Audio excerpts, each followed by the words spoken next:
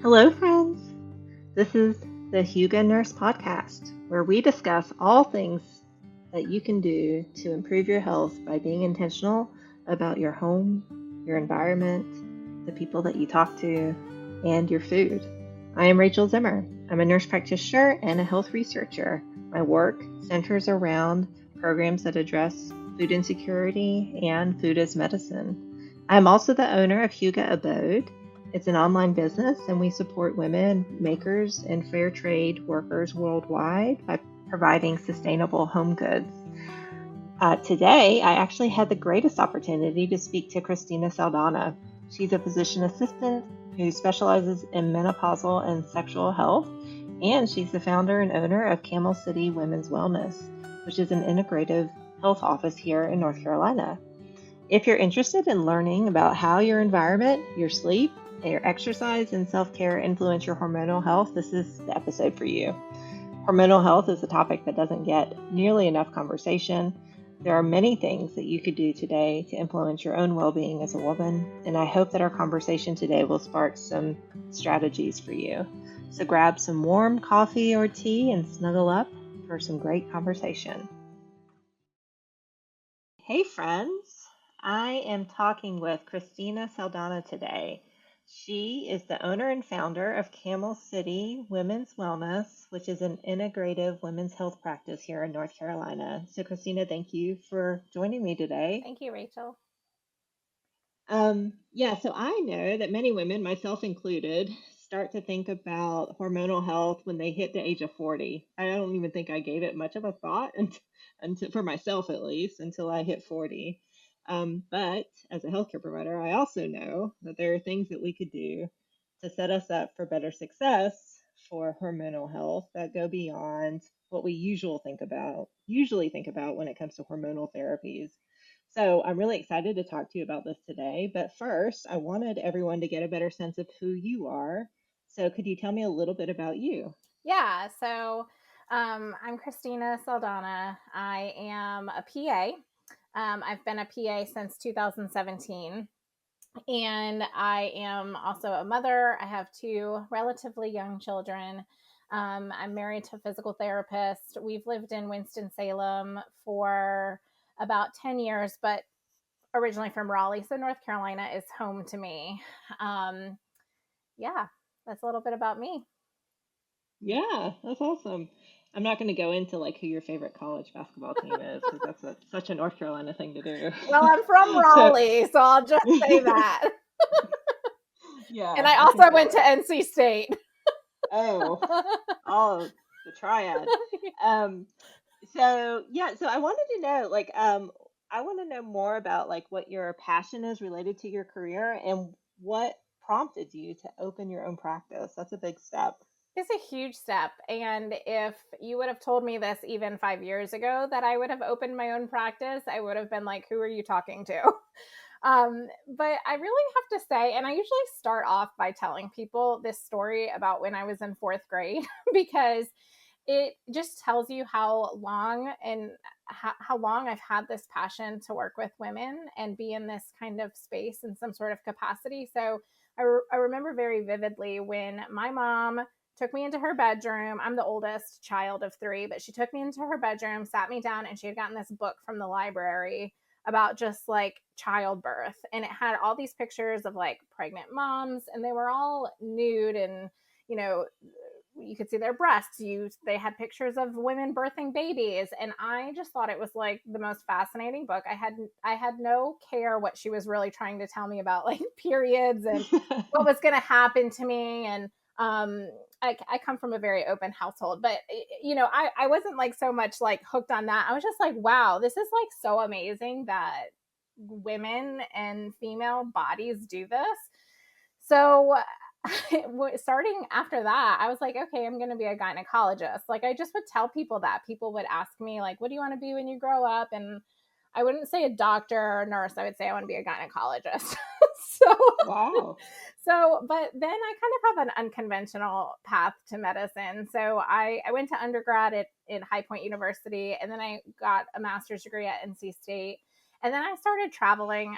I traveled to India and Ethiopia I would go for a couple months at a time. And I did this over the next couple of years, and I was volunteering working with women in that capacity. I wasn't really sure. I knew I wanted to work with women again, but I wasn't really sure what that looked like. I didn't understand what capacity that was in. And so when I came back home, I ended up going to yoga teacher training school, and I became a yoga teacher and did that full time for several years. And I loved that. And I actually am still a yoga teacher to this day, but I knew that I wanted to get a little bit more nitty gritty working with women, again, going back to that medical type of setting. So I went to PA school. When I was in PA school, which I did that at High Point University, again, my focus was on women's. My elective rotations were in some sort of women's health field, and I ended up working in gynecologic oncology, taking care of women with ovarian cancer, cervical cancer, uterine cancer.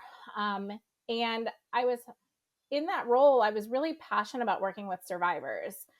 So like a cancer survivor is anybody who, from the time they complete treatment up until 5 years, and then some women will continue to be seen in that clinic. And what I was really passionate about when I was working with those women was talking to them about hormones and menopause and sexual health, and how cancer treatments either impacted those things or the cancer diagnosis itself impacted those things. Mm. And what I found was that I could take their vitals, listen to their heart and lungs, do an exam, make sure they were all clear from a cancer perspective, but I had literally no idea how to help them with some of these questions they were asking about: hot flashes, trouble sleeping, irritability, problems with their sexuality. So I started doing some additional coursework and trainings, and it really just formed this deep connection with, like, this is what I'm meant to do. And this is where I'm meant to show up for women in a medical office setting. And so I ended up moving into a family medicine job thinking, all right, I'll have more continuity of care. I'll be able to see them more frequently. It won't just have to be for their, 3-month cancer checkup. I can kind of bring them back next week, 2 weeks. But this was at the beginning of the pandemic. So Mm. so moving into family medicine at the beginning of a pandemic, it was just a lot. And so I was very supported by my leaders to continue to see women in this capacity in this clinic, but it was just hard. And really, to be frank, my clinic, my private practice clinic now, is really born out of a combination of burnout, professional burnout from traditional medical practice, the deep passion for me to help women live their best lives, and my own desire to have freedom and my own wellness within my own life. And so that's really what Camel City Women's Wellness is founded out of. I noticed that the generally healthy woman was kind of falling through the cracks in a busy medical office. Like she didn't really have any outstanding chronic diseases, uncontrolled blood pressure, poorly controlled diabetes, but she still had questions about her health, or sometimes she didn't have the language to be able to verbalize what's going on with her. And so those types of interactions take time and trust with your healthcare provider. And so that's what my practice is founded on. I really love that. So I am that woman, who goes into the office, and I don't really have any complaints. Maybe my knee hurts occasionally, but I'm in my 40s now. And as a healthcare provider, though, you think, oh, I should have the answers to these questions. I should know these things. But honestly speaking, we just don't get a lot of that in our curriculum. No. And then secondly, people just don't want to talk about it, to your point. Like, I happen to have a really good female physician who does want to talk about it. But if I didn't have her, I don't know that where I would get the information. So I'm grateful that you're going to talk about that a little bit today. Yeah. I think there's a lot of women who have lots of questions. Yes, we all do, right? And we all deserve the time and the space to unpack some of that and be able to kind of share with somebody, and also get and even if somebody doesn't have the exact answer, but just to somebody to, like, share their concern and, like, have an empathetic ear. Yeah, I totally feel that. All right, so let's dig into some of that. Okay. So tell me, like, what are some hormonal changes that women tend to experience when they're entering their 30s? Because usually that's kind of when you start seeing some changes. Yeah. And maybe starting there and then kind of moving, as they get older. Yeah. So what I tell women is a lot of what we can talk about can be all of these internal changes, but there's also a lot of external changes that can influence these internal changes as well. But it can be quite complex, but I'm going to try to make it a little bit simple to think about in terms. So when women enter their third decade of life or after they turn 30, their ovarian reserve starts going down. It really truly has been going down since the day she was born, but like the height of her fertility is really in her 20s, like late teens into her 20s. As she enters into her 30s, her fertility starts to go down, but the reason her fertility goes down is because her ovarian reserve is going down and estrogen levels start to decline. We usually think of this in the way of fertility, like the biological clock, or as soon as a woman hits 35, if she gets pregnant after that, we now turn that as a geriatric pregnancy, or we tell women they may have more trouble getting pregnant after 35. All of that, we talk about that as fertility, but all of that relates to declining hormone levels. And so when we just hone in as medical providers that this is a fertility problem, we miss all the women who are either done having children or they have just chosen not to have biological children. We've just kind of like missed that whole group of people, right? And so it's like, well, if you're not trying to get pregnant or you don't care about not getting pregnant, then really there's not really anything for you to worry about. But this is still an opportunity where we can say hormone levels are declining. You may or may not start to notice anything. You may start to notice things. And I tell people it can happen really at any time. It can happen mid 30s, late 30s, early 40s. But as estrogen levels start to decline, your periods may start to get a little bit irregular. And I generally say you may notice maybe one period every year seems a little bit weird. You skipped it, it came late, it came a little early. You notice your cycle length is changing, either getting shorter or longer. I mean, there's a variety of changes that can happen, but I just generally say you may notice some changes in your period. When you're noticing changes in your period, that also means you may or may not be ovulating regularly. And if you are not ovulating regularly, then your ovaries are not producing progesterone. That's the only place in our bodies that progesterone is produced. So not only do you have this declining level of estrogen, now you're having kind of this sporadic progesterone production if and only if she's ovulating. And this is just speaking about people that get regular periods, right? So it can be a whole other can of worms for people who maybe have endometriosis or PCOS or any other type of hormonal conditions or period irregularity conditions that have or have not been diagnosed. Sometimes these things don't even get diagnosed until later in their life.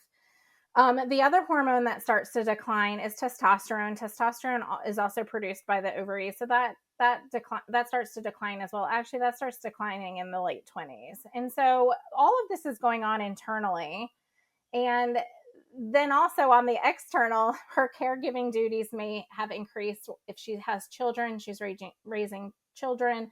Sometimes these children are teenagers, sometimes they're toddlers. I mean, each stage of parenthood has its own set of concerns, but she also may be caring for aging parents. And so she may be changing a career. She may be going back to work after her kids have gone to school. She may be, going back to school. And so that can influence her amount of stress and cortisol production, which can further influence kind of those periods and all of that, all of the hormonal system, right? It's quite complex. But all of these changes lead to downstream effects. We talked a little bit about period changes, but things like brain fog, fatigue, low motivation, just feeling like she can't get up, feeling that sense of overwhelm that she no longer has control over. Particularly the declining estrogen levels can lead to hot flashes or night sweats. That's huge. She may notice some joint pain, muscle aches that she can't really, she didn't have an injury. Things just kind of feel achy. She also, all of these things may lead her to be a little bit more sedentary, which can also worsen these problems. She also may start to notice some body changes. She might notice some weight gain around her midsection. And this is not generally subcutaneous fat. This is visceral fat. So this is fat that doesn't readily come off with all the usual things that we know to do. And then furthermore, she may also start to notice things changing with her blood pressure going up, her cholesterol panel changing, maybe some blood sugar dysregulation. So there's a lot going on, right? And so sometimes she's noticing a little bit of this. Sometimes she's noticing a lot of this. Sometimes all she says, and actually there was an article that was just published in the May Journal of the Menopause Society, that when women are experiencing all this, they're not coming in saying, my joints hurt. They're coming, or, my joints hurt, or I'm having vaginal dryness, or I'm having night sweats. They come in saying, I'm not feeling like myself. Mm-hmm. So now we have this term, not feeling like myself, or NFLM. And so that's kind of how they describe these things. Again, not having necessarily the language or the wherewithal to kind of package all of these together, right? Because then I will oftentimes hear women say, well, it's not that bad, or it's not as bad as so and so. But I always tell people, this is what your experience is. And so depending on how she's experiencing this is how it's going to have an impact on her well-being. Sometimes women say, I'm not feeling really bothered by anything. I feel fine. We still know that some of these changes, these hormonal changes in particular, are happening. But I tell people, we just go based on your experience. So if you are extremely bothered by these symptoms, it warrants an investigation. But also, I think every person is deserving of knowing what's going on with their bodies. I love that. It's sort of the black box of symptoms because, the not feeling like myself, or gosh, I've just been more tired recently and I don't know why, or, I don't feel like I'm the person I used to be. Those are all the things that sometimes you'll hear women say. And I wonder how much of that is because you just did a really good job of naming like the things inside of the black box. And I'm not sure if I really hear those things named in a public context. Yeah, they're not. And, when if I have a patient in an interaction and I'm reading off a review of systems and I'm kind of going through everything, and she's like, yes, that, yes, that, yes, that, yes, that. And it's like, okay, then we have a framework within which to work with. But she's not necessarily coming in naming out all those things, right? So we're not like really publicly or obviously discussing these like one by one. Mm-hmm.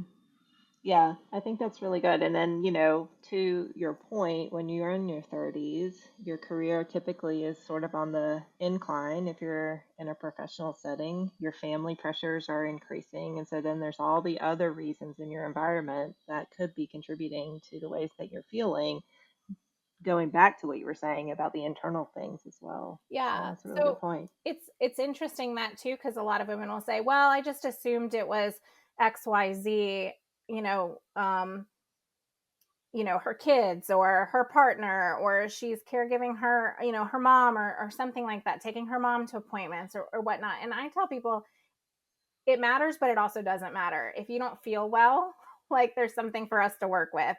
And Right. we may never be able to suss out what it is, right? I think if we focus more on the getting better aspect or the feeling better aspect rather than necessarily figuring out, oh, what is the precise thing that's going on here? Because the truth is that we're complicated people. We have complicated lives and we're busy people. And so I think the key take home point for that is to just focus on what you can do to be well.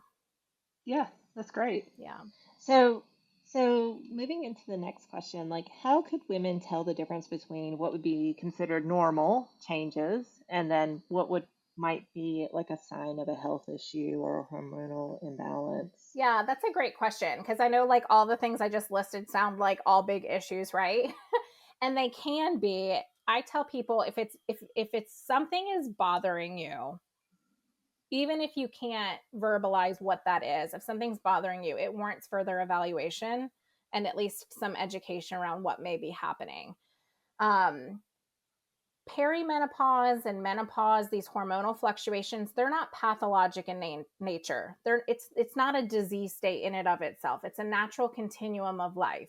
which is why I say not all women are going to experience maybe bothersome symptoms, outright so. But if something is interrupting her sleep, if something is interrupting her work, if something is interrupting her relationships, or if something's interrupting anything that she enjoys or loves to do, then I say that that is a sign that there may be something going on and that we need to do a little bit deeper looking at. Yeah, I like that.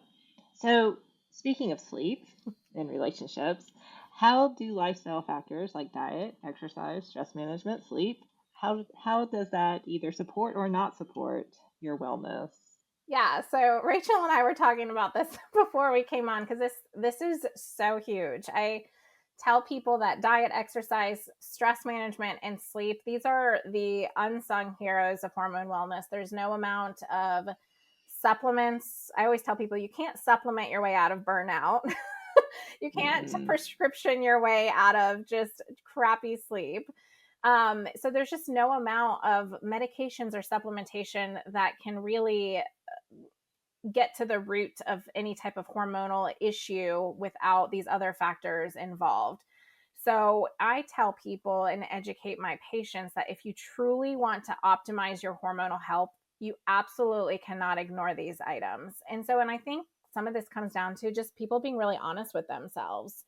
So I wanted to use sleep for an example here. So we should be getting 7 to 9 hours of sleep every night. And if we don't, if we're delaying our bedtime or forcing ourselves to get up early to like make sure we get that exercise in, or if we're having interrupted sleep, our sleep's going to be dysregulated. And if our sleep's dysregulated, our cortisol is going to be dysregulated, our ovarian hormone function is going to be dysregulated. And then poor sleep in and of itself is a risk factor for cardiovascular disease, depression, anxiety, worsening ADHD, poor cognition, brain fog, and it's even a leading cause and reason for car accidents. So sleep is we can't do without our good quality sleep. So we really need to think about targeting sleep with sleep hygiene, daytime stress mitigation, exposure to early morning sunlight that can help set circadian rhythms. And then if you're still struggling with sleep, especially sleep interruption, whether it's like you've got to get up and go to the bathroom, you're waking up with anxiety in the middle of the night, or you're having hot flashes, I mean, those things need to be addressed alongside a medical provider. But there can just not be enough said about how important these items are to managing hormone health. I'm glad you brought up sleep hygiene. I actually bring that up in one of my little digital courses, talking about how important sleep is for your health and how your bedroom environment impacts the quality of sleep you get. But you brought up sleep hygiene, so we throw that term around a lot. So when you're talking about sleep hygiene, what are things that you'll tell people to start integrating into their routine? Yeah, so that's huge because there's like a lot of like research and data about how sleep hygiene works, doesn't work, is great, all these things. Like you should do all these things. I generally try to keep it pretty simple for people. I think that the recommendation for avoiding your phone or blue light for 2 hours before bed is great, but sometimes that's difficult to do, right? In our day and age of screens. I generally tell people to kind of make a rule for themselves. What time are you going to cut all that stuff off? So, finishing dinner by 7, maybe finishing phones and TVs by 8 or 9, generally, at least an hour before bedtime. If somebody's working on going to bed earlier, say they're going to bed every night at 1 because they're working, they're playing on their phone, they're, trying to maximize kid free time, but they realize that they need to go to bed earlier, I tell them to back it up by 15 minutes at a time. So like no big leaps, right? Because then we might fail, we might get disappointed and then not go back to it. So I say back up your bedtime by 15 minutes at a time. Not eating too late in the evening. And again, taking care of stressful things and managing your stress during the day. I tell people that sometimes it's not what you do right before bed, but it's what you're doing throughout the day for your sleep hygiene, like getting exercise, early morning sun exposure, taking care of difficult things, difficult conversations in the daytime, and then focusing on the night for relaxation, avoiding screen time or cutting it off at a certain time.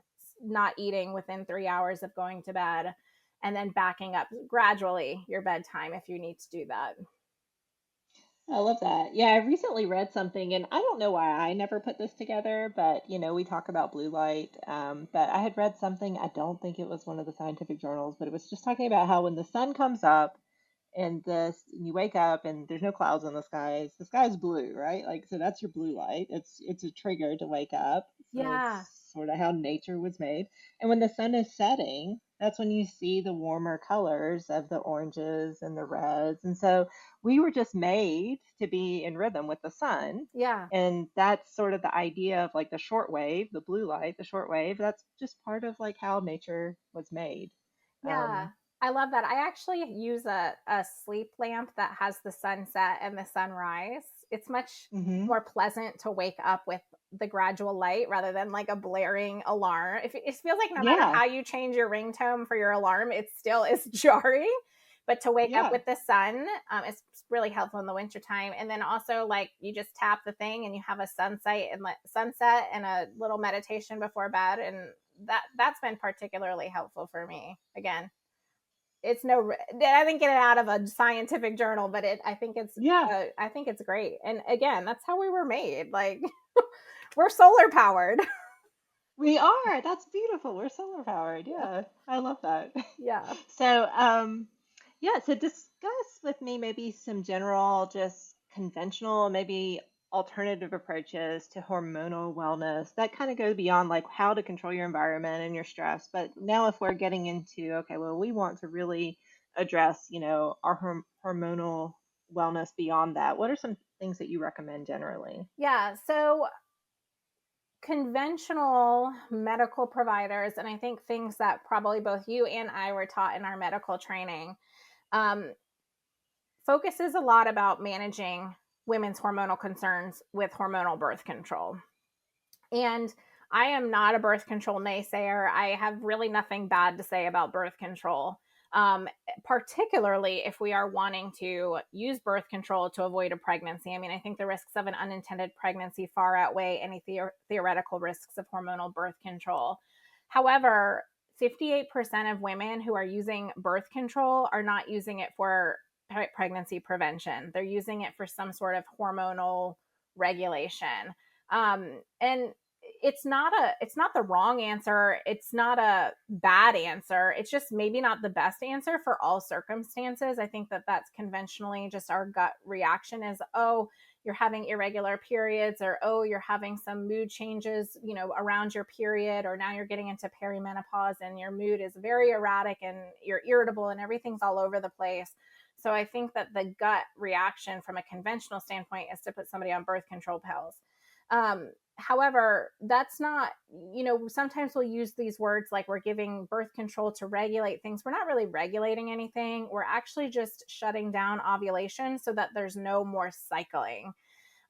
Which again, it's not a bad answer if that's what we need to achieve. However, I think that we as a medical society have been so scared of prescribing hormone replacement therapy and using bioidentical or body identical or biosimilar hormones during this time of fluctuation, thinking, oh, we can only give those to people until they've been, now they're postmenopausal, they've been a full year without a period. Now we can use these things. And so what I like to do, and I think of it as an alternative, but also this should be like the mainstream way that we manage these types of hormonal fluctuations, particularly in somebody's 40s, is to start using perimenopausal doses of hormone replacement therapy or hormone therapy, because what it's doing is it's not shutting down ovulation. So it's not going to prevent against an unwanted pregnancy. So if that's still very important, birth control should still be considered. But if she's not partnered, or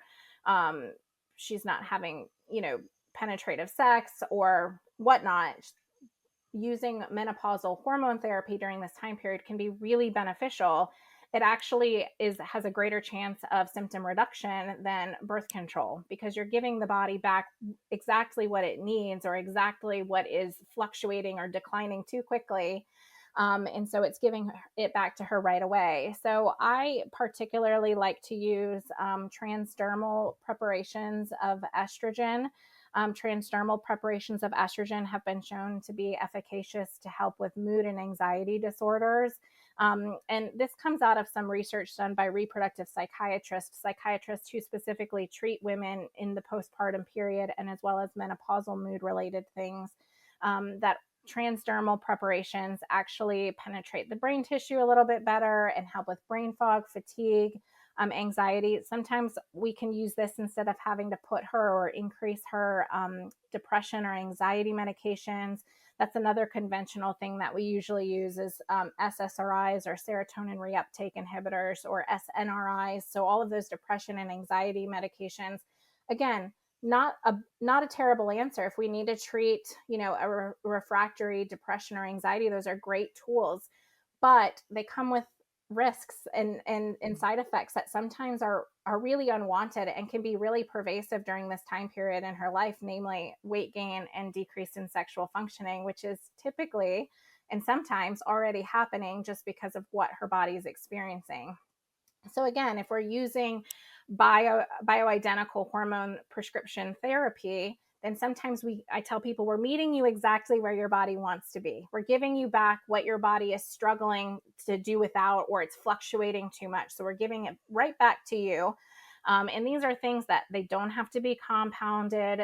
You can get bioidentical hormones from regular retail pharmacies. So it does not have to be a big expense. Another thing that happens alternatively is sometimes women will feel like they need to have these expensive tests done, or they need to have these urinary metabolites done, or these saliva testings done. And really, in my humble opinion, that's not always needed either. I mean, sometimes we just need to treat the patient and meet her where she's at and not treat a lab. Very good points. Yeah. So you've given a lot of great advice. What are some other things that have come to mind while you've been talking? Are there like just tips that you integrate into your own life, for example, Yeah. that has been helpful? So my tips they're going to sound very simplistic, but I think they're pretty hard, and they're hard for me as well. And one of them is to decrease our amount of social media that we are consuming. I'm thinking about that in my own children, as my children are still too young for social media, but I know that there's going to come a time where that's going to become something, right? And so now it's easy to say, well, they're not using it because they're not old enough, but that's something I've been thinking about for them, for myself and for my patients. So I want people to still be informed, and I want to be informed, but sometimes these messages that we're getting on social media are either inaccurate, or there's just things portrayed on there. I mean, people feel poorly about themselves. I know that I do. I have to take frequent breaks from social media. So I say decreasing social media consumption, which can be really hard, right? But I think that is really important. I think another really important piece for hormonal wellness and wellness as we age is boundaries, and manifesting good relationships in our lives, and also learning when to say no, when to saying I've had enough of this, I'm going to remove myself from this situation. So really being honest with ourselves and the people around us, and how to set good boundaries. They're also a difficult thing to do. And the last piece that I think, and I struggle with this as well, but it's just be honest with yourself. Like, if I'm feeling poorly, which I can use yesterday as an example. I went to the beach over the weekend. I had really nice time. I am so rejuvenated by being by the ocean, and felt good and was able to not do any work. And then Monday I hit the ground running. It's been a very busy week for me the last several days, and I am just like, I don't feel good, but I have not been exercising the last 3 days. I have not been prioritizing my sleep, and I've skipped lunch for the last 3 days in a row. And so you have to really be honest with yourself and say, okay, what are we going to do here? Like, I know I don't feel good because I haven't been focusing on these things, right? And so it's very difficult when we get busy and we want to do a lot, and we're helping people, and we're mothering, or we're taking care of things in the house. But I think we just have to be honest with ourselves and prioritize our self-care. which I talk to people about all day long. And I also think that in general, I prioritize self-care pretty well. But, we're humans, and sometimes we slip back into these old patterns and these old ways. So again, just being honest with yourself, giving yourself some grace, and then just trying again. I love that. Yeah, I wanted to touch on a couple of things that you were talking about. One is social media. So I noticed that the World Health Organization just had their happiness report come out, and you probably saw that our happiness has declined in the Americans, Yeah. or our American happiness has declined, and they're attributing a lot of that to our 20 to 30 something year old group of people who are suffering specifically because of social media use is the theory behind that. I think that's really quite striking. We were already suffering before, and I think we're 32nd now out of all of the countries in the world. Yeah. So Yeah. And it's a little disheartening. there's a book called The Anxious Generation. It's about like raising children and how like anxiety is becoming more prevalent in children. Hmm. And there's also some thoughts about that that's likely due to social media. So, Yeah. if it's impacting younger generations, I mean, it impacts everybody, right? And it's not realistic, and it's so difficult, and it's so crazy to me because it's so easily accessible. I mean, like I have my phone sitting right here. In 2 seconds, I could pull up Instagram or Facebook or whatever and like just be very rapidly Hmm. consuming information. Um, so that's a big one for me. And that's something I really talk to patients about. Yeah. Yeah, and the boundaries, that's something that's been a lifelong thing for me, boundaries. And I will say one of the reasons I started this business was because I had felt that I had lost a lot of those boundaries Mm. during the pandemic because we as healthcare providers were expected to be everything to everybody Mhm. and everything to our families and save the world. And oh, by the way, don't listen to the news because you don't want to hear what they're talking about out there.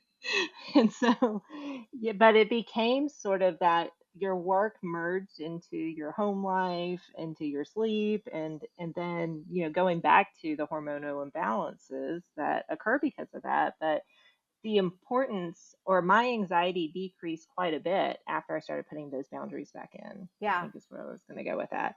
Once I said, you know what, no more of that. We're gonna put boundaries around that, and started being very intentional about it. I actually saw that it was those intentional things that helped with the anxiety and the feelings of overwhelm that I was Yeah. having. It's it's so cyclical because as our resilience goes down because of burnout or stress, or we're just not taking care of ourselves, it's very difficult to maintain those boundaries.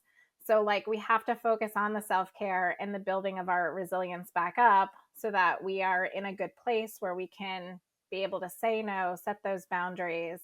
And something that really struck me what you just said about being a healthcare provider, because we're taking care of people, right? We're not taking care of equipment or numbers, or we're taking care of other human beings. And so I had my acupuncturist a couple years ago told me this, and I think about this every single day. And this can be this may if this is somebody else's mantra, then I'm so helpful that this can help you. But what she said to me is, don't confuse your compassion with charity.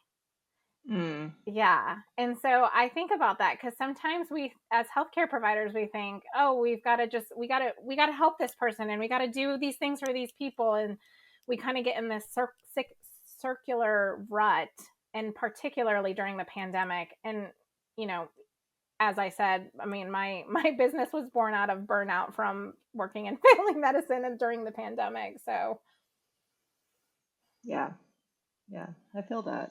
yeah. All right. Do you have any recommendations? You had mentioned a book. Are there any other recommendations that you have if people want to learn more about how to care for themselves? Do you have any resources or books that could be helpful? Yeah. So I actually, that's so funny you said that because right before we jumped on, I was like, I need to have a list of things in case I have a list of need a list of resources. So there's a couple of books out there. Actually, there's a lot of books out there. And if somebody comes to my office, they'll see all the books that I have. But some of my favorites are "You Are Not Broken" by Kelly Casperson. There's another book called Come As You Are by Emily Nagoski, and she wrote another book with her sister called Burnout. And burnout is all about how to set boundaries and how to like get yourself out of this cyclical burnout phase. That book was actually probably the straw that got me to think outside of my own self when I was feeling really burnout in my job. There's another book called It's Not Hysteria by Kim Tang, and she talks about how like hormonal concerns and what that looks like, and also from a historical context of this word hysteria and how that's kind of been very pervasive in women's health. Yes. And then there's another book called The New Menopause by Dr. Mary Claire Haver. And this book is just about perimenopause and menopause and how to kind of take control of your life. And then if women are really feeling led that they need to work with a provider, there's 2 resources that they can find somebody who specializes in these types of conditions. And one is the Menopause Society. So you can go to menopause.org and find a provider that's close to you. And the other one is the International Society for Women's Sexual Health, or ISWSH, ISSWSH. You can also find a provider there. And a lot of those providers focus on hormones and wellness and all kinds of things, women's health, that maybe you're not quite getting, from your current provider. That's great resources. Thank you. Yeah. And so I'll put all that in the show notes. Okay, cool. So that people can access it easily. All right, last very important question. If you could be any macaroni shape, which macaroni shape would you choose? I love and this why? question so much. And I had a difficult time thinking about this because I am half Italian, so I am very well versed in my pasta shapes. Wow. Yes, but I would have to go with the rigatoni. And the reason why is because it cooks very predictably, which is so me. And also, I'm a very saucy type of person in a lot of sense of the words, both literally and figuratively. And rigatoni, I think, holds sauce the best. So. Oh my gosh, I love that. What a great answer. Well, Christina, thank you for being here today. And thank you for all the great insight. Thank you so much. I just want to take a moment and thank you so much for joining us today. Once more, I want to thank Diane Schenberger for joining me on the show to talk to us about her work as a nutritionist and her thoughts about how to integrate a more plant-forward approach into your eating habits each day. Our research together has been very rewarding and very challenging at the same time. There are many communities across the United States that do not have access to healthy foods, and this is causing significant health problems for both children and adults. If you want to learn more about ways that you can help be an adequate access, I will include some links in the show notes. Also, be sure to follow me on social media and sign up for my newsletter at hugaabode.com, where I'll talk and dig into some of these things some more. The links for this, plus the resources that Diane spoke about today, are all included in the show notes. And don't forget to leave us a review. In next week's episode, we will talk with Christina Saldana. She is the owner of Camel City Wellness, and she's a physician's assistant. Camel City Wellness is an integrative women's health practice. She and I are going to dig into hormonal improvement and hormonal empowerment and how to navigate women's cycle changes in your 30s and beyond. So if you have any questions or you want to hear us talk about something on the podcast, be sure to email us at rachel@hugaabode.com. Until next time, be well, my friends, and see you again soon.